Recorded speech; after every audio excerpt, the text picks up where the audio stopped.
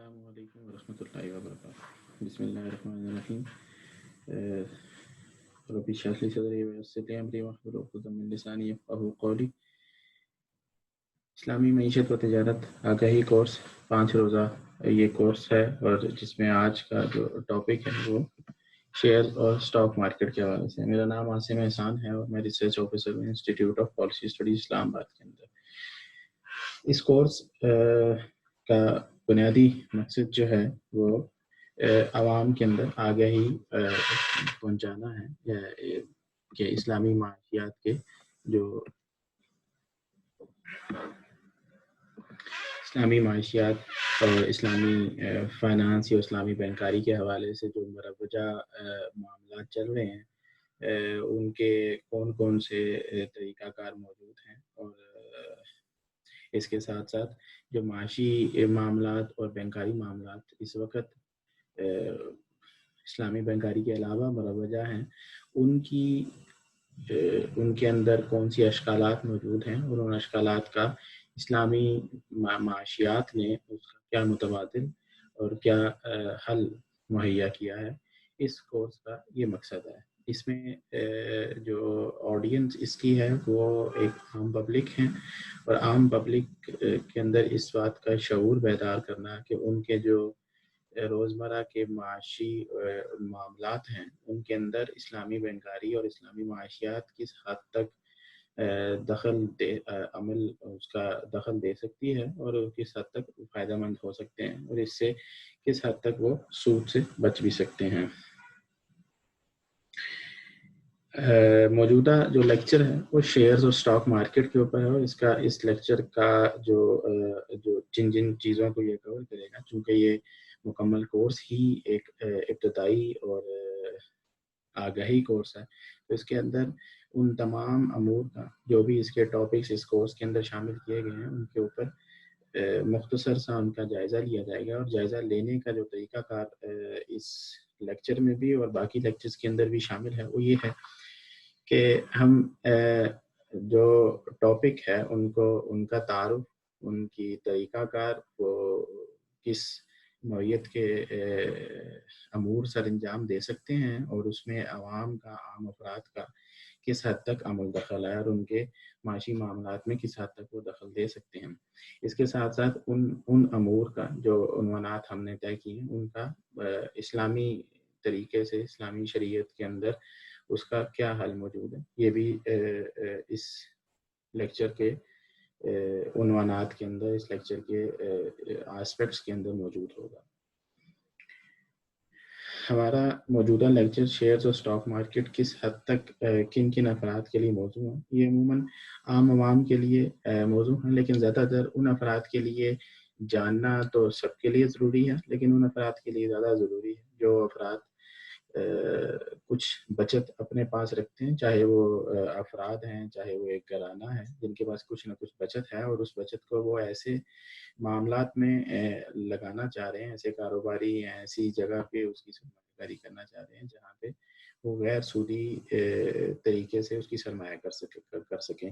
اس کے ساتھ ساتھ وہ اس چیز کا بھی ان کے اندر اندیشہ ہو کہ اس کا نقصانات ایسے کاروبار میں لگایا جائے جہاں پہ نقصان کی اندیشہ کم ہو. تو یہ ان افراد کے لیے زیادہ موزوں ہوگا. بالعموم یہ تمام افراد کے لیے جاننا ضروری ہے، اور یہ چونکہ ایک ایسا ٹاپک ہے جو عام اس کی فہم موجود بھی نہیں ہے، اور اس کی افادیت کا اندازہ بھی اسی وجہ سے موجود نہیں ہوتا. ہمارے موجودہ لیکچر کی جو حدود ہیں وہ یہی ہیں کہ وہ تعارفی نوعیت کا ابتدائی معلومات مہیا کرے گا، اور اس کے اندر اس بات کا خیال رکھا جائے گا کہ یہ اتنی تعارفی اور اتنی ابتدائی معلومات مہیا کر دے تاکہ اس شیئرز اور اسٹاک مارکیٹ کے حوالے سے شرعی اعتبار سے شیئر اور اسٹاک مارکیٹ کا کیا معاملہ ہے اس بات کی آگاہی مہیا ہو جائے. یہ ہمارے موجودہ لیکچر کی حدود ہیں. شیئرز اور اسٹاک مارکیٹ کے تعارف کیا ہے. شیئرز عمومی طور پہ اگر انگلش کا ایک لفظ ہے شیئر ہے، جس کے مطلب حصہ ہونا ہے، حصہ ہے یا حصص. حصص ہم عموماً اسلامی معاشیات اور مالیات کے معاملوں میں حصص کا لفظ بھی استعمال کرتے ہیں شیئرز کی اردو کی شکل میں. اس کا اردو ترجمہ حصص بھی کہلاتا ہے. حصص یا شیئرز معاشیات و مالیات کے اندر ایسے کاروباری ادارے یا کمپنیوں کے حصوں کو کہا جاتا ہے جو وہ عوام کو بیچتے ہیں تاکہ عوام کو بیچ کے وہ اس سے سرمایہ کاری یا پیسہ حاصل کر سکیں. شیئرز کو اسٹاک بھی کہتے ہیں اور اسی لیے اسٹاک بھی کہتے ہیں اور اسی لیے جہاں پہ یہ شیئرز بکتے ہیں ان کی خرید و فروخت ہوتی ہے اس کی مارکیٹ کو اس جگہ کو اسٹاک مارکیٹ اسی لیے کہا جاتا ہے کہ شیئرز کو اسٹاک کہتے ہیں.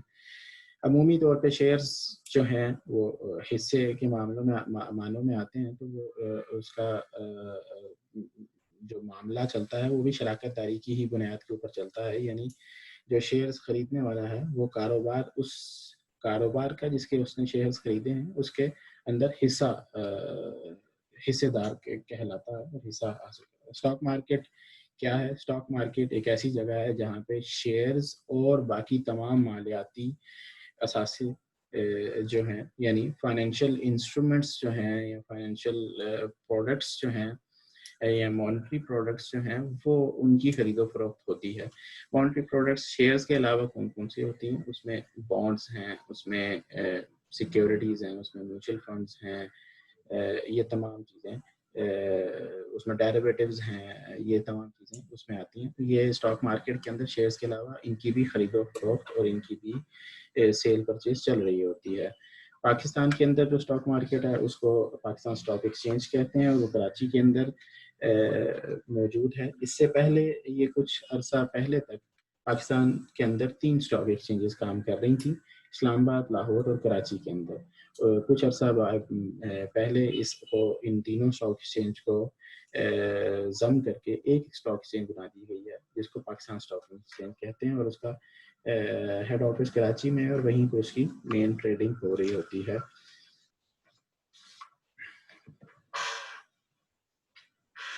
شیئرز کی تعریف کے بعد ان کے مقاصد, شیئرز جاری کیوں کیے جاتے ہیں, ان کا مقصد کیا ہے. اس شیئرز کو جاری کرنے کا مقصد کاروباری ادارے کی مالیاتی ضروریات کو پورا کرنا ہے. یہ مالی ضروریات کسی نئے منصوبے کے لیے بھی ہو سکتی, یعنی اگر کوئی کاروباری ادارہ یا کمپنی کسی نئے منصوبے کو شروع کرنے جا رہا ہے, کسی نئے ڈیولپمنٹ پروجیکٹ کو شروع کرنے جا رہا ہے, لیکن اس کے لیے اس کے پاس سرمایہ موجود نہیں ہے, تو سرمایہ کے لیے بھی وہ ان شیئرز کو عوام کے سامنے پیش کر کے اس کو بیچ سکتا ہے اور اس کے بدلے میں سرمایہ حاصل کر سکتا ہے. اور دوسری صورت یہ بھی ہے کہ وہ اس اپنی کاروباری ادارے یا کمپنی کو ایکسپینڈ کرنا چاہ رہا ہو, اس کے بزنس آپریشن کو بڑھانا چاہ رہا ہو, تو اس بزنس آپریشن کو بڑھانے کے لیے بھی وہ اپنی شیئرز کو عوام میں بیچ سکتا ہے اور اس کے بدلے سرمایہ کاری جو حاصل ہوگی اس سرمایہ کاری اس پیسے کے ذریعے وہ اپنے بزنس کو ایکسپینڈ کر سکتا ہے. ایک چیز کہ چونکہ یہ سرمایہ کی شکل میں آتا ہے تو یہ کاروباری اداروں اور کمپنیوں کے اوپر قرض کے بوجھ کی طرح, جس طرح قرض ایک لائبلٹی کے طور پہ آتا ہے, اس صورت میں یہ شیئر سے حاصل ہونے والی رقم اس صورت میں نہیں ہوتی, یہ قرض کی صورت میں نہیں ہوتی. اسی لیے اس کا فائدہ کمپنی کو اس صورت میں ہوتا ہے کہ اگر وہ نقصان میں بھی جا رہی ہے اگر بعد میں کہیں شیئرز بیچنے کے بعد, تو جو شیئر ہولڈرز ہیں وہ بھی اس کے نقصان میں حصہ دار ہوں گے. اور اگر خدا نخواستہ کمپنی دیوالیہ ہو جاتی ہے تو اس کے اندر بھی شیئر ہولڈرز کا ان کے حصے کے مطابق, اس تناسب کے مطابق وہ اس کے اندر حصہ اپنا ڈالیں گے. شیئرز کا طریقہ کار کیا ہے, یہ کیسے اس کو جاری کیا جاتا ہے, کمپنی کیسے جاری کرتی ہے. شیئرز کو جاری کرنے کے لیے کمپنیاں یا کاروباری ادارے جو بھی ہیں وہ اپنی خود کو رجسٹر کرواتی ہیں. ان کو رجسٹریشن کہاں پہ کرتی ہیں؟ وہ رجسٹریشن اسٹاک ایکسچینج کے اندر, اسٹاک مارکیٹ کے اندر کرتی ہیں, اور اسٹاک ایکسچینج کے اندر رجسٹر کرنے کے عمل کو لسٹنگ کہتے ہیں. اور جو کمپنیاں رجسٹر ہو جاتی ہیں ان کو لسٹڈ کمپنیز کہتے ہیں, ان کو پبلک کمپنیز بھی کہا جاتا ہے. اس مقصد کے لیے شرائط کیا ہیں؟ جو موٹی موٹی 3 شرائط ہیں کمپنی کو لسٹ کرنے کے لیے، یا لسٹ کرنے سے پہلے جو پری ریکوزٹس ہیں جو پورے کرنے ضروری ہیں، وہ اس میں ایک یہ ہے کہ کمپنی کی اپنی ویب سائٹ موجود ہونی چاہیے. ویب سائٹ کے ساتھ اس کی فائنینشیل اسٹیٹمنٹ، سالانہ جو مالی معاملات ہیں اس کی جو ریکارڈ کیپنگ ہے، وہ اس کو فائنینشیل اسٹیٹمنٹس کہتے ہیں. فائنینشیل اسٹیٹمنٹس بناتے ہوں اور ان کی آڈیٹنگ ایک باقاعدہ فرم سے آڈٹ کرواتے ہوں، اور ان آڈیٹڈ فائنینشیل اسٹیٹمنٹس کو ویب سائٹ کے اوپر، اپنی ویب سائٹ کے اوپر بھی شائع کرتے ہوں. یہ دوسری شرط ہے. تیسری شرط یہ ہے کہ کاروبار کم از کم 3 سال تک کی سرگرمیاں 3 سال تک کاروباری سرگرمیاں کر رہا ہو، اور ان کاروباری سرگرمیوں کی ان 3 سالوں کے اندر کم از کم 2 سال کے لیے، وہ 2 سال میں اس نے منافع کمایا ہو. 1 سال میں شاید وہ نقصان میں گیا ہو، لیکن کم از کم 2 سال میں اس نے منافع کمایا ہو. یہ ضروری پری ریکوزٹس ہیں جو لسٹ کرنے کے لیے کمپنیوں کو ضروری ہیں. ایک دفعہ جب کمپنی لسٹ ہو جاتی ہے تو اس کے بعد کمپنیاں اپنی جب لسٹنگ ہو جاتی ہے کمپنی کی اسٹاک ایکسچینج کے اندر، اس لسٹ ہونے کے بعد کمپنی جتنے بھی شیئرز مالی ضروریات کے مطابق جو shares minimum requirements stock exchange نے اور پاکستان اسٹاک ایکسچینج نے رکھی ہوئی ہے، وہ ادارہ اس ریکوائرمنٹ کے مطابق اپنے شیئرز کو اشتہار کے ذریعے، اخباروں اور عموماً اخباروں کے ذریعے اشتہار میں دیتا ہے، اور ان کے ذریعے اپنے شیئرز کو بیچتا ہے. شیئرز کی قیمت کیسے طے ہوتی ہے؟ اس سے پہلے کہ یہ شیئرز جو پہلی دفعہ جاری کیے جاتے ہیں، ان شیئرز کو ہم آئی پی اوز کہتے ہیں. آئی پی اوز کا مطلب یہ ہے کہ initial public offering. Initial public offering کا مطلب یہ ہے کہ جو پہلی دفعہ جب بھی کوئی کمپنی اپنے شیئرز اسٹاک ایکسچینج کے اندر بیچنے کے لیے رکھے گی تو اس کو ہم آئی پی او کہیں گے. یعنی عام الفاظ میں اگر کوئی کہے کہ بھئی یہ آئی پی او، کمپنی اپنا آئی پی او ایشو کر رہی ہے، تو اس کا مطلب وہ پہلی دفعہ اسٹاک ایکسچینج کے اندر شیئرز کو جاری کر رہی ہے. شیئرز کی قیمت کا تعین کس طرح ہوتا ہے؟ شیئرز کی قیمت کا پہلی دفعہ تو تعین اس کی ساکھ کے مطابق ہوتا ہے کہ کمپنی کی ساکھ، کمپنی کی پرفارمنس اور کمپنی کا جو کاروبار کا حجم ہے وہ کتنا ہے، اس کا اندازہ لگایا جاتا ہے. اس کا اندازہ لگانے کے لیے ایویلویٹرز اور کمپنیاں موجود ہیں، وہ ایویلویشن کرتی ہیں. پاکستان اسٹاک ایکسچینج کے طریق سے بھی ہوتا ہے، تو اس ایویلویشن کے مطابق ان کی پر شیئر کی قیمت نکل آتی ہے. اس کے بعد اگر جب شیئرز دوبارہ بار بار بکتے ہیں اسٹاک ایکسچینج کے اندر، تو ان شیئرز کی قیمت جو ہے وہ طلب اور رسد، ڈیمانڈ اور سپلائی، شیئرز کی ڈیمانڈ اور سپلائی کی بنیاد کے اوپر ہوتی ہے. جس کی ڈیمانڈ زیادہ ہوگی، یقینی طور پہ جو عام اصول اکنامکس کا معاشی اصول ہے اس کے مطابق ہی سیل پرچیز ہوں گے. ملکیت کے حقوق اس میں شیئرز میں، چونکہ ہم نے شراکت داری کی بنیاد پہ ہم کہہ رہے ہیں کہ یہ شیئر شراکت داری کی بنیاد کے اوپر ہوتے ہیں، تو شراکت داری کی بنیاد کے اوپر شیئرز حاصل کرنے والا فرد جتنے مالیت کے شیئرز بھی حاصل کر لیتا ہے، اس تناسب سے وہ اس کمپنی کی ملکیت، اس کمپنی کے حصہ دار بن جاتا ہے، اس میں مالک ہو جاتا ہے. ملکیت کے حقوق کے اندر عمومی طور پہ شیئرز کے اندر رہتے ہوئے جو کاروباری ادارے کے روزمرہ کے معاملات ہیں، میجر ڈیسیژنز ہیں جو اس نے کرنے ہیں، ان میجر ڈیسیژنز کے اندر یہ شیئر ہولڈر اپنی مداخلت کر سکتا ہے. اس کے پاس یہ اختیار ہے، کیونکہ ملکیت ہونے کی وجہ سے اس کے پاس اختیار ہے، تو وہ اثر انداز ہو سکتا ہے. شیئر ہولڈرز منافع کیسے کماتے ہیں؟ جو شیئر ہولڈرز خریدتے ہیں اور اپنا سرمایہ کمپنی کو دے دیتے ہیں، ان کا فائدہ کیسے ہوتا ہے، ان کو فائدہ کیسے حاصل ہوتا ہے؟ وہ فائدہ 2 صورتوں میں حاصل ہو سکتا ہے. ایک صورت تو یہ ہے کہ کمپنی جو سیل پرچیز چل رہی ہے شیئرز کی، اس سیل پرچیز کے اندر ان کی جو قیمت بڑھتی ہے، اس قیمت کے بڑھنے کے ساتھ ساتھ ان کی شیئر کی قیمت بڑھے گی، تو وہ اس کو بیچیں گے، تو اس کے بدلے وہ جو اضافی پیسے ہیں وہ حاصل کر سکتے ہیں.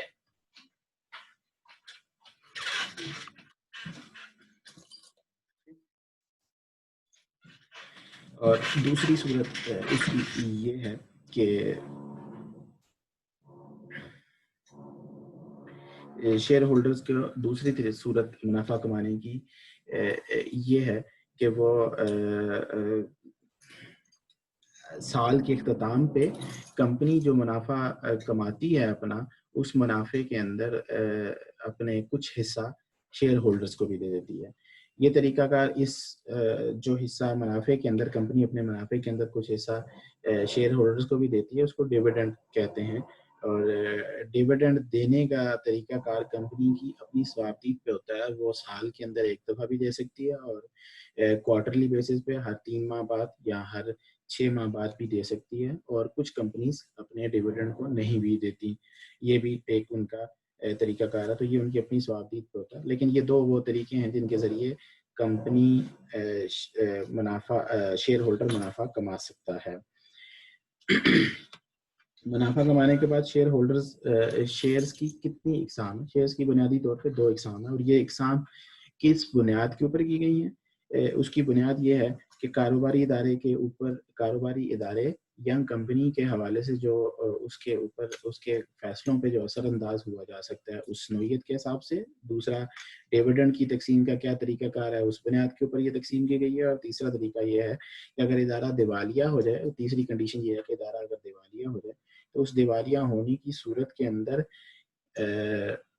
ان شیئر ہولڈرز کو کمپنسیشن کس بنیاد پہ دی جائے گی یا کس طریقہ کار کے ذریعے دی جائے گی. اسی ان 3 طریقوں سے, ان 3 بنیادوں کے اوپر ہم نے شیئرز کو 2 حصوں میں تقسیم کیا ہے, ایک کامن سٹاک اور پریفرڈ سٹاک. کامن سٹاک میں نہیں, ایک عام سٹاک ہے, اور پریفرڈ سٹاک ایک ترجیحی شیئر ہولڈر جس کو ترجیح دی جائے. اس کی تعریف کے اندر اگر آیا جائے تو کامن سٹاک اور پریفرڈ سٹاک. کامن سٹاک ایک ایسا شیئر ہولڈر ہے یا ایک ایسا شیئر ہے جس کو حاصل کرنے والے کے پاس کاروباری فیصلوں کے اختیارات آ جاتے ہیں, اور جو روزمرہ کے اختیارات اور کاروباری فیصلوں کے اندر وہ اثر انداز بھی ہو سکتا ہے, اور ان کے اندر اپنی مرضی کے مطابق فیصلے بھی کر سکتا ہے اگر, اور اس کے اندر اپنی ایک پوزیشن بھی حاصل کر سکتا ہے کاروباری ادارے کے اندر اگر اس کے پاس اس تناسب سے, اتنے تناسب سے شیئرز موجود ہیں. تو وہ ووٹنگ کے, اس کو ووٹنگ کے رائٹس بھی کہتے ہیں. ڈیویڈنڈ کی ادائیگی کامن سٹاک کے اندر ڈیویڈنڈ کی ادائیگی ہو بھی سکتی ہے, نہیں بھی ہوتی. یہ کمپنی کی اپنی صوابدید پہ ہوتا ہے کہ اس کو ڈیویڈنڈ ادا کرے یا نہ ادا کرے. جبکہ اور تیسرا معاملہ یہ ہے کہ ادارہ اگر دیوالیہ ہو جائے, یعنی ادارہ اگر بند ہو گیا ہے, بینکرپٹ ہو گیا ہے, تو بینکرپٹ ہونے کی صورت کے اندر ادارے کے کامن سٹاک ہولڈرز جو ہیں یا کامن شیئر ہولڈرز جو ہیں ان کو سب سے آخر میں ادائیگی کی جائے گی.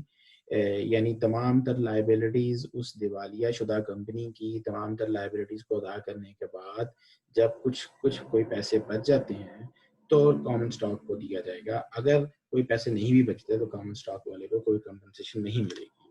اس کے مقابلے میں پریفرڈ سٹاک اپنی نام سے ہی ظاہر ہے کہ یہ ایک ترجیحی سٹاک ہولڈر ہے, ترجیحی شیئر ہولڈر ہے. اور ترجیحی شیئر ہولڈر کے اندر یعنی یہ کس میں ترجیح دی جائے گی, کس بنیاد کے اوپر ترجیح دی جائے گی. سب سے پہلے تو پریفرڈ سٹاک کے اندر کاروباری فیصلوں پہ اثر انداز ہونے کے لیے ووٹنگ پاور اس شیئر ہولڈر کے پاس نہیں ہوتی. دوسرے معاملے میں یہ ہے کہ ڈیویڈنڈ کی ادائیگی اس پہ لازمی طور پہ کی جاتی ہے, اور اس کے فکس ریٹ کے اوپر ڈیویڈنڈ کی ادائیگی کی جاتی ہے. یعنی اس کا ریٹ طے ہوتا ہے. کامن سٹاک کے مقابلے میں اس کا ریٹ طے ہوتا ہے. کامن سٹاک کو ریٹ طے نہیں ہوتا اور وہ اپنی مرضی سے کمپنی دے سکتی ہے جتنا وہ چاہے اور کبھی نہ بھی ادا کرے. تیسرا معاملہ یہ کہ ادارہ اگر دیوالیہ ہو جائے, اگر بینکرپٹ ہو جائے, تو اس صورت کے اندر ادارے کو پریفرڈ سٹاک ہولڈر کو ہم ادائیگی ترجیحی بنیادوں پر کریں گے. دیوالیہ ہونے کی صورت میں جو لیکوڈیٹی حاصل ہوگی اس میں پریفرڈ سٹاک ہولڈرز کو پہلے ادائیگی لائبلٹی ادا کی جائے گی اور اس کے بعد پھر باقی چیزیں معاملات کیے جائیں گے. تو اس صورت میں پریفرڈ سٹاک ہولڈر کی بہت سی پراپرٹیز اس کی خصوصیات کی بنیاد کے اوپر بہت سے ایسی پراپرٹیز ہیں جو قرض کے ساتھ جا کے ملتی ہیں, قرض کی سے مماثلت اختیار کرتی ہیں. حالانکہ یہ قرض نہیں ہے, یہ بھی اس کے اندر بھی اس کے بیک کے اوپر بھی پوری ایک کمپنی, پورا ایک اثاثہ فزیکلی ایگزسٹ کر رہا ہوتا ہے. اسی بنیاد کے اوپر پریفرڈ اسٹاکس دیے جاتے ہیں. لیکن کچھ فکسڈ انویسٹمنٹ، فکسڈ ریٹرنز کی بیسس کے اوپر، فکسڈ ڈیویڈنڈ کی بنیاد کے اوپر اس کو پریفرنس دی جا رہی ہے دیوالیہ ہونے کی صورت میں، کمپنسیشن دینے کی صورت میں. تو ان صورتوں کے اندر اس کو ہم اس لیے ہم کہہ رہے ہیں کہ یہ کسی حد تک اس کی مماثلت قرض کے ساتھ جڑتی ہے. قرض کی طرح کے جو ڈیٹ بیسڈ انسٹرومنٹس ہیں اس کے ساتھ اس کی صورت ملتی ہے.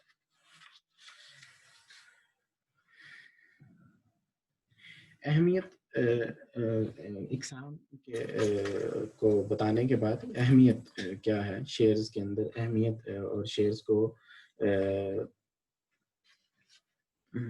اس کی کتنی اہمیت ہے، یہ کتنا اہم ہے، کتنی امپورٹنس ہے. اس امپورٹنس کے حوالے سے چونکہ یہ شیئرز نئے منصوبوں کے لیے مالی معاونت مہیا کرتے ہیں، تو یہ ایک اہم چیز ہے کہ ایسے ادارے جن کے پاس لیکوڈیٹی ایشوز موجود ہیں، لیکوڈیٹی ایشوز ہیں، ان کے پاس پیسہ نہیں ہے، سرمایہ نہیں ہے نئے منصوبے سٹارٹ کرنے کا، تو وہ اس طریقے سے اپنی سرمایہ کاری حاصل کر سکتے ہیں. اور اس کے ساتھ ساتھ چونکہ شراکت داری کی بنیاد کے اوپر ہوتا ہے تو کمپنیز کے اوپر اور کاروباری اداروں کے اوپر قرض کا بوجھ نہیں پڑتا اور ان کے منافع کے اندر شیئر ہولڈرز شامل ہو جاتے ہیں. اور تیسرا فائدہ اس سے یہ ہوتا ہے کہ جو بچتیں، جو انڈیویجولز، جو عام افراد ہیں، جو چھوٹے طبقے کے لوگ ہیں جن کی بچتیں بہت کم اور چھوٹی ہوتی ہیں، ان کے لیے ایک ایسے ذرائع مہیا کرنا جس کے اندر جو وہ ڈائریکٹلی معاشی اور اکنامک ایکٹیویٹیز اور ریئل اکنامک ایکٹیویٹیز کے اندر شامل ہو سکیں. جو انڈسٹریز کے اندر، جو اداروں کے اندر، جو ریئل اکنامک ایکٹیویٹی کے اندر شامل ہو رہے ہیں، اس کے اندر انہی کی بچتیں سرمایہ کاری کی صورت کے اندر چلی جائیں. یہ بھی ایک اس کی اہمیت کا اندازہ لگایا جا سکتا ہے ایسے شیئرز اور اسٹاک مارکیٹ کا. اس کے ساتھ ساتھ اس شیئرز کے ذریعے سرمایہ کاری حاصل کرنے کے اندر کمپنیوں کو ان کی ساکھ، ان کی گڈ ول کے اندر اضافہ ہوتا ہے، ان کی مارکیٹنگ اور ان کی تشہیر زیادہ ہوتی ہے، اور ان کی جتنی شیئرز کی قیمت بڑھے گی ان کی پرفارمنس کی بنیاد کے اوپر، اتنا ان کی تشہیر زیادہ ہوگی، اتنی ان کی پرفارمنس کی پرسیپشن بھی بڑھے گی، اور اس پرسیپشن کے بڑھنے سے یقینی طور پر شیئرز کے اوپر بھی، اس کی قیمت کے اوپر بھی اضافہ ہوتا ہے ڈیمانڈ کے بڑھنے کی وجہ سے. تو لوگ اس کی طرف سرمایہ کاری زیادہ کریں گے اور اس کے پاس لیکوڈیٹی کا مسئلہ نہیں رہے گا. لیکن اس کی اہمیت کے ساتھ ساتھ اس کے اندر کچھ مسائل بھی ہیں، کچھ معاملہ مسائل یہ کہہ سکتے ہیں کہ اس کی چونکہ رجسٹریشن کی اور لسٹنگ کی اس کے اسٹاک ایکسچینج کے اوپر مخصوص کاروباری کمپنیاں ہی آ سکتی ہیں. اس کی وجہ یہ ہے کہ مخصوص کا لفظ اس لیے استعمال کیا گیا ہے کہ وہ کمپنیاں جن کے پاس کم از کم ایک خاص لیول تک ان کا بزنس آپریشن بڑھ گیا ہے، سرمایہ کے لحاظ سے بھی اور دورانیے کے لحاظ سے بھی، اور ان کے پاس کچھ اثاثے اس لیول کے موجود ہیں، تو وہی کمپنیاں لسٹ ہو سکتی ہیں. اور اس کے ساتھ ساتھ حکومتوں کے لیے، گورنمنٹس کے لیے یہ ایک شیئرز کے معنوں میں خاص طور پہ، اسٹاک ایکسچینج شیئرز کے معنوں میں خاص طور پہ ایسی کوئی سرمایہ کاری موجود نہیں ہے. حکومتیں اپنی اسٹاک ایکسچینج کے اندر تو اپنے کچھ انسٹرومنٹس کو فلوٹ کرتی ہیں، ان کے اندر وہ ڈیٹ بیس انسٹرومنٹس زیادہ ہوتے ہیں، سکوپ بھی اس میں کرتی ہیں حکومتیں، لیکن وہ سکوپ چونکہ اس ٹاپک کا حصہ نہیں ہے تو اس لیے ہم اس کے اندر ذکر نہیں کریں گے، ڈیٹ بیس انسٹرومنٹس کا ذکر نہیں کریں گے. یہاں پہ صرف شیئرز اور اسٹاک مارکیٹ کے بارے میں کیا جا رہا ہے. اسٹاک مارکیٹ کے اندر باقی بھی مالیاتی اثاثے، مالیاتی فائنینشیل انسٹرومنٹس شیئر ہوتے ہیں، فائنینشیل ایسٹس کی خرید و فروخت ہوتی ہے، لیکن وہ اس چیز کا حصہ نہیں ہے. اسٹاک مارکیٹ کیا ہے؟ ہم کافی حد تک اس کے بارے میں بتا چکے ہیں کہ کیسا ادارہ ہے، ایک ایسی جگہ ہے جہاں پہ شیئرز کی عمومی طور پہ، شیئرز کی خاص طور پہ خرید و فروخت ہوتی ہے، اور عمومی طور پہ تمام مالیاتی فائنینشیل انسٹرومنٹس، فائنینشیل ایسٹس کی ہوتی ہے، جن میں ڈیٹ بیس انسٹرومنٹس بھی آ جاتے ہیں، ان کی بھی خرید و فروخت اسی اسٹاک ایکسچینج کے اندر ہوتی ہے. اسٹاک ایکسچینج ایک پلیٹ فارم کے طور پہ شامل کردار ادا کرتا ہے. پلیٹ فارم کس لیے؟ ان افراد کے لیے، مارکیٹ کا درمیانی ایک انٹرمیڈیری کا رول ادا کرتا ہے ان افراد کے لیے جن کو سرمایہ کاری ضرورت ہے. وہ اداروں کی صورت میں افراد موجود ہیں اور جن کو اپنی بچتوں کو ایسی جگہوں پہ لگانا ہے جو کم رسکی اور نقصان کا کم اندیشہ ہے جن صورتوں کے اندر اس میں لگانا ہے. تو یہ ان کے لیے ایک انٹرمیڈیشن کا ایک مارکیٹ پلیس کا اور ایک پلیٹ فارم کے طور پہ کام کرتا ہے. تو یہ اداروں کو جن کو سرمایہ کاری چاہیے ہوتی ہے ان کو ڈھونڈنے کی ضرورت نہیں پڑتی سرمایہ کاری, بلکہ وہ اس جگہ پہ آ کے اپنی سرمایہ کاری کو حاصل کر سکتے ہیں, اور وہ افراد جو سرمایہ کاری کرنا چاہتے ہیں وہ یہاں پہ سرمایہ کاری کر سکتے ہیں. چھوٹے چونکہ انڈیویجولز اور چھوٹے افراد یا کچھ افراد یا کچھ چھوٹے ادارے جن کے پاس بہت کم بچتیں موجود ہوتی ہیں, سیونگز موجود ہوتی ہیں, تو وہ ایسی جگہوں پہ ہی لگانا چاہتے ہیں جہاں پہ ان کی سیونگز میکسیمم لیول پہ محفوظ رہیں اور وہ رسک اورس ہوتے ہیں. اس لیے ان کی سرمایہ کاری کو محفوظ رکھنے کے لیے یہ بہترین ایک ذریعہ ہے جس کے ذریعے یہاں پہ وہ سرمایہ کاری کر سکتے ہیں. اسٹاک مارکیٹ کے اندر شیئرز اور بانڈز جو ہم نے پہلے بھی بتا دیا ہے کہ سکوک وغیرہ بھی اس پہ لسٹ ہوتے ہیں, جو عمومی طور پہ بڑے کارپوریشنز بھی کرتی ہیں لیکن حکومتیں بھی کرتی ہیں, اور پاکستانی حکومت پاکستان نے بہت سے سکوکس پاکستان اسٹاک ایکسچینج کے لیے ذریعے لسٹ کیے ہوئے ہیں. لیکن یہ ایشوز اس لیکچر کی حدود سے باہر ہیں, نہیں آتے, اس لیے ہم اس کے اوپر اتنی سیدھی گفتگو نہیں کریں گے, اس کو نہیں چھیڑیں گے اور ہم اپنے ٹاپک کے اوپر رہیں گے. تعارف, طریقہ کار اور کام کیسے کرتے ہیں عمومی طور پہ, اس میں اہمیت کے حوالے سے اس سے پہلے کچھ ایک دو چیزیں اور بیان کرتے ہیں کہ جو کمپنیاں اسٹاک ایکسچینج کے اندر لسٹ ہو جاتی ہیں ان کی کچھ کنڈیشنز تو ہم نے بتا دی, لیکن اس کے ساتھ ساتھ ان کو اس بات کا اختیار بھی موجود ہوتا ہے کہ وہ ایک دفعہ جب لسٹ ہو جائیں تو وہ ڈی لسٹ بھی ہو سکتی ہیں, وہ اس سے نکل سکتی ہیں. ڈی لسٹنگ کا یا ایگزٹ اسٹریٹجیز 3 قسم کی ہو سکتی ہیں. ایک والنٹری, خود کار, وہ ڈی لسٹ ہو سکتی ہیں خود سے, جب بھی وہ چاہیں وہ لسٹ ہو سکتی ہیں. اور وہ ڈی لسٹ ہونے کا طریقہ کار یہ ہے کہ وہ اپنے تمام تر جو مارکیٹ کے اندر شیئرز موجود ہیں ان کو وہ واپس خرید کے جس بھی پرائس کے اوپر, جس بھی قیمت کے اوپر جو اسٹاک ایکسچینج اس کو اپروو کرتی ہے, جس قیمت کو اس اپرووڈ قیمت کے اوپر وہ ان اسٹاک شیئرز کو خرید لے واپس, تو وہ ڈی لسٹ ہو سکتی ہے. دوسرا طریقہ انوالنٹری ڈی لسٹنگ کا طریقہ کار ہے. انوالنٹری یا جس کو جبری بھی کہہ سکتے ہیں ڈی لسٹنگ, اس میں یہ ہے کہ ان کمپنی کو اسٹاک ایکسچینج کی لسٹ کے اندر سے ریموو کر دیا جاتا ہے اگر وہ پاکستان اسٹاک ایکسچینج یا اسٹاک ایکسچینج کی جو بھی کنڈیشنز, شرائط و ضوابط ہیں ان کے مطابق نہ چل رہی ہو یا ان کو فالو نہ کر رہی ہو کسی بھی وقت, تو وہ ڈی لسٹ کر دی جاتی ہے. تیسرا ہے مائگریشن ٹو مین بورڈ. یہ ایک ٹیکنیکل معاملہ ہے کہ یہ 2 مین طریقے ہیں جن کے ذریعے ڈی لسٹنگ ہو سکتی ہے کمپنیوں کی. فائدے کیا ہوتے ہیں کمپنیوں کو؟ کچھ فائدے تو ہم نے بیان کر دیے. لسٹ کرنے کے کمپنیوں کو فائدے کچھ یہ ہوتے ہیں کہ ان کو ٹیکس کے اندر ایگزیمشنز مل جاتی ہیں. جیسے پہلے سال کے اندر جو ٹیکس بینیفٹس ملتے ہیں ان کو جو ٹیکس ادا کرتے ہیں اس میں 20% ان کو چھوٹ مل جاتی ہے پہلے سال کے اندر, اور 20% اس کے اگلے سال کے اندر بھی مل جاتی ہے, اس کے بعد 10% اگلے 2 سالوں میں ہوتی ہے. یہ تو تعارف تھا اور طریقہ کار تھا شیئرز کا, شیئرز کام کیسے کرتے ہیں, اسٹاک ایکسچینج کیسے کام کرتی ہے. ایک بڑا ہی بریف سا, بڑا ہی پریلیمنری اور انیشیل سا تعارف ہے. اس انیشیل تعارف کے اندر ہم نے کوشش کیا ہے کہ اسٹاک ایکسچینج کے طریقہ کار کو واضح کر دیا جائے کہ وہ کام کیا کرتی ہے اور شیئرز کس قسم کے ہوتے ہیں, کس قسم کے شیئرز کو خرید کے اس کا فائدہ کیا حاصل ہوتا ہے اور اس کی اہمیت کیا ہے دونوں صورتوں میں, سرمایہ کار کی صورت میں اور سرمایہ حاصل کرنے والوں کی صورت میں ان کو کیا فوائد حاصل ہوتے ہیں. یہ اب مین ٹاپک کے اوپر یا ایک اہم جزو جو ہمارے لیکچر کا ہے وہ یہ ہے کہ شیئرز جو ہم نے ڈسکس کیے ہیں ان کی شرعی حیثیت کیا ہے, شریعت کے لحاظ سے ان کے اندر کیا سکم موجود ہیں یا ان کی کیا اشکالات بن سکتی ہیں, یا ان میں سرمایہ کاری کر کے کن کن صورتوں میں ہم سرمایہ کاری کر سکتے ہیں اور کن حدود میں رہ کے کر سکتے ہیں. ان حدود, ان کنڈیشنز کی بنیاد کے اوپر ہم نے 3 صورتیں بنا دی ہیں. 3 صورتوں کے اندر ہم نے ان کو شرعی معاملات کو ہم نے ڈیوائڈ کر دیا.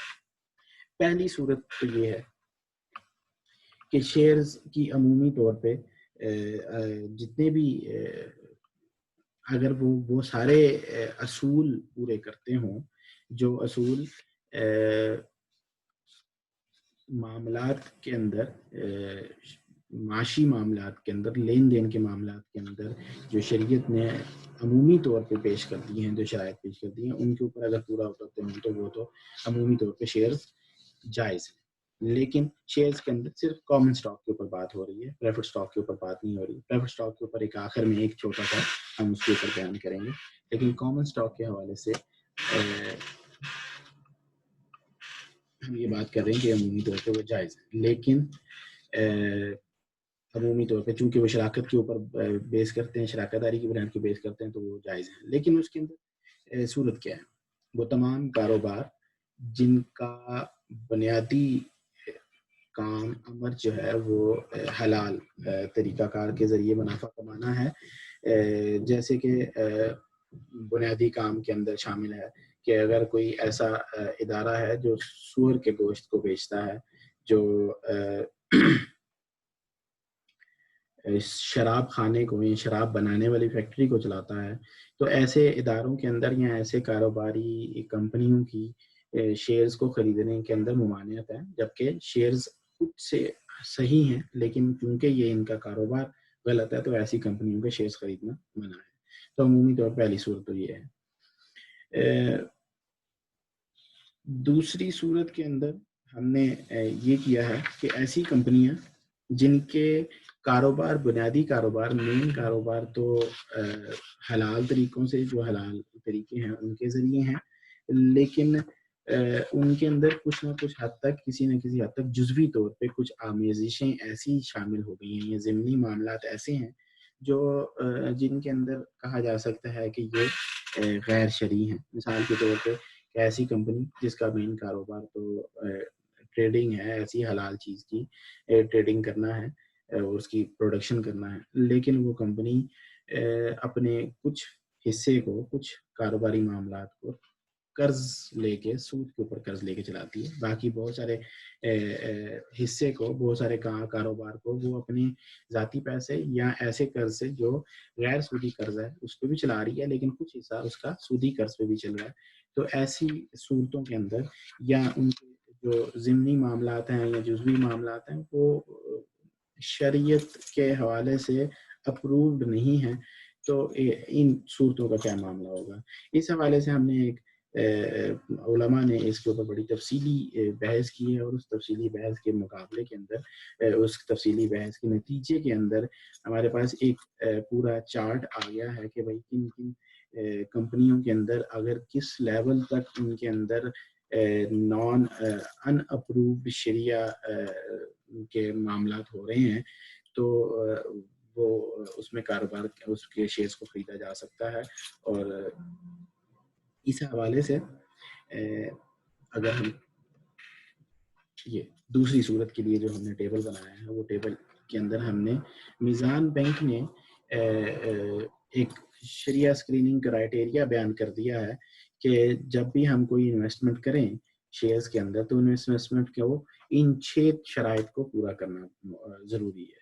اگر کوئی کمپنی، کوئی شیئر ڈسٹریبیوٹر یا شیئر کو فلوٹ کرنے والی کمپنی ان کے شیئرز اور ان کی کمپنی کے اپنی معاملات ان 6 شرائط کے اوپر پورا اترتے ہیں تو اس کمپنی کے شیئرز لینا ٹھیک ہے، شرعی حوالے سے ٹھیک ہے. اور اگر ان کی صورتوں کے اوپر پورا نہیں اترتے تو وہ پھر ہم اس کے شیئرز نہیں خریدیں گے. پہلی اس میں یہ ہے کہ کاروبار کی نوعیت کیا ہے. اس کاروبار کی نوعیت شریعت کی حدود میں ہو، یعنی حلال طریقوں سے، جو ہم نے پہلی صورت کے اندر بھی بیان کر دی ہے وہ ہے. دوسری صورت یہ ہے، دوسری شرط یہ ہے کہ سودی قرضے کل اثاثوں کے تناسب سے جو ٹوٹل انہوں نے جو قرضے کمپنی نے لیے ہوئے ہیں اس کے کل اثاثے، ٹوٹل ایسٹس جو کمپنی کے ہیں اس حساب سے اس کے جو انٹرسٹ بیسڈ لونز ہیں ان کی ریشو 37% سے کم ہو، یعنی 37% ratio debt to total asset ratio جو ہے وہ 37% سے کم ہونی چاہیے تو ایسی کمپنیوں کے اندر آپ سرمایہ کاری شیئرز کی صورت میں کر سکتے ہیں۔ تیسری شرط یہ ہے کہ غیر شرعی سرمایہ کاری کل اثاثوں کی تناسب سے، جو نان پرمیزیبل، نان کمپیٹیبل یا نان کمپلائنٹ شریعہ انویسٹمنٹس ہیں جو اس کمپنی نے کہیں کی ہوئی ہیں، یعنی کسی بانڈ کو، انٹرسٹ بیسڈ بانڈ کو خریدا ہوا ہے، کسی سودی بینک میں کچھ پیسے رکھائے ہوئے ہیں، اس کے اوپر کوئی سود آ رہا ہے، تو اس طرح کی کوئی انویسٹمنٹس اگر اس نے کی ہوئی ہیں تو اس کے ٹوٹل ایسٹس کے اندر اس طرح کی انویسٹمنٹس کو 33% سے کم ہونا چاہیے۔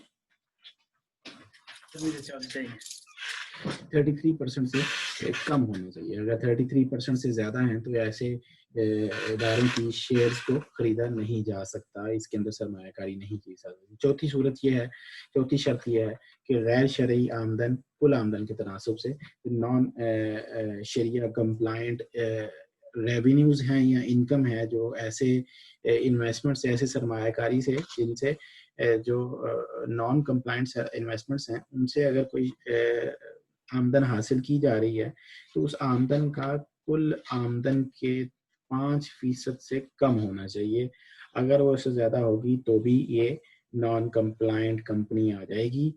اور پانچویں شرط یہ ہے کہ غیر سالیتی کے مطلب ہے کہ نان لیکوڈ ایسٹس جو ہیں وہ ٹوٹل ایسٹس کے تناسب سے ان کا حجم کم از کم 25% ہونا چاہیے۔ یعنی نان لیکوڈ ایسٹس کا مطلب یہ ہے کہ اس کے پاس پیسوں کی صورت میں، سرمایہ کاری کی صورت کے علاوہ ایسے ایسٹس جو فزیکل ایگزسٹنس رکھتے ہیں، جو نان لیکوڈ ہیں، جو لیکوڈ فارم میں موجود نہیں ہیں، تو ان ایسٹس کی تعداد، اس کی ریشو 25% آف ٹوٹل ایسٹس کم از کم ہونی چاہیے۔ اگر وہ اس سے کم کی اندر ہوں گے، 25% سے کم ہوں گے نان لیکوڈ ایسٹس، تو بھی ایسی ادارے میں انویسٹمنٹ کرنا جائز نہیں ہے، وہ شریعہ کے متصادم ہو جائے گا۔